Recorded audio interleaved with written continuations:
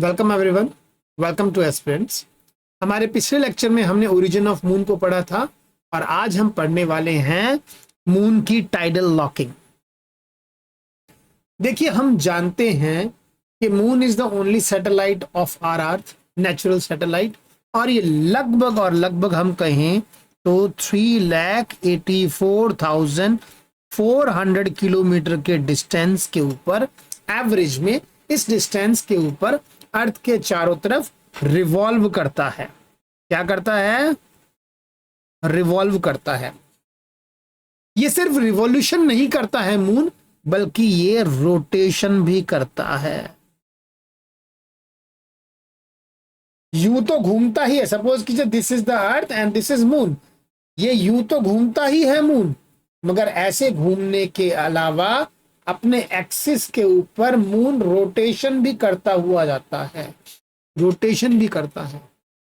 मगर इसके बावजूद, रोटेशन करने के बावजूद, हमें मून का सिर्फ एक ही फेस दिखाई देता है। अर्थ के किसी भी कोने में चले जाइए, आपको मून का सिर्फ एक ही फेस दिखाई देगा, आपको दूसरा फेस कभी मून का दिखाई नहीं देगा। सपोज कीजिए कि ये मून है, दिस इज अ मून, तो आपको मून का सिर्फ ये फेस दिखाई देगा, पिछले वाला फेस आपको अर्थ के किसी कोने से आप नहीं देख सकते हैं इस फेस को। ऐसा क्यों? जबकि मून रोटेशन कर रहा है, अपने एक्सिस पर घूम रहा है, यूं यूं यूं यूं। फिर हम दोनों फेस क्यों नहीं देख सकते मून के? उसी को समझते हैं, उसे हम कहते हैं tidal locking of the moon. आइए समझते हैं व्हाट इज टाइडल लॉकिंग।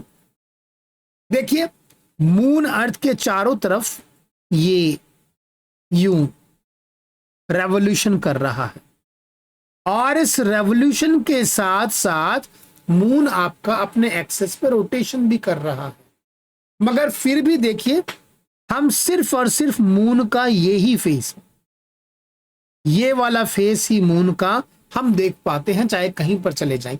जब मून यहां से यहां आएगा तो भी यही फेस होगा आगे वाला जो हम ये देख पा रहे हैं। इधर आएगा तो भी यही फेस होगा हाफ जो हम मून का देख पाएंगे। हम ये पिछले वाला जो पार्ट है मून का, जो ये पार्ट है इधर वाला, हम ये कभी नहीं देख पाते हैं मून का। उसका कारण क्या है? उसका कारण आप समझिए। उसका कारण ये है कि देखिए, जब मून यहां से यहां जाता है, जब मून रेवोल्यूशन करता है अर्थ की, तो जब वो मून यहां से यहां जाता है तो यहां पर मून का डायरेक्शन है ये।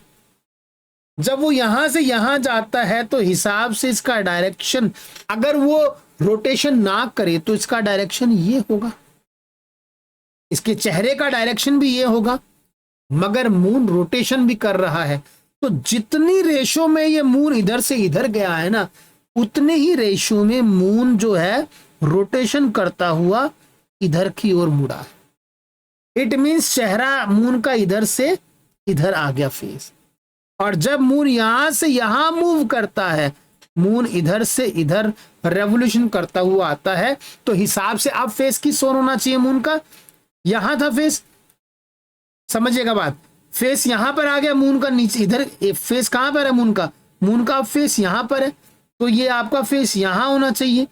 उसी रेशो में जितना ये रेवोल्यूशन कर कर यहां आया है, उसी रेशो में मून जो है आपका टर्न होकर इधर रोटेट कर देता। रेवोल्यूशन और रोटेशन, ये दोनों के दोनों मून की कंडीशन में सिंक्रोनाइज्ड है। जितना रेशो रेवोल्यूशन करने पर कवर करता है, उतना ही मून रोटेट हो जाता है। और यही कारण है कि हम मून का हमेशा एक फेस ही देख पाते हैं, दिस फेस, ये वाला फेस, ये वाला, दिस वन। हम हमेशा ये फेस ही देख पाते हैं मून का, और ये जो रेड पार्ट वाला फेस है मून का, हमें कभी भी दिखाई नहीं देता है।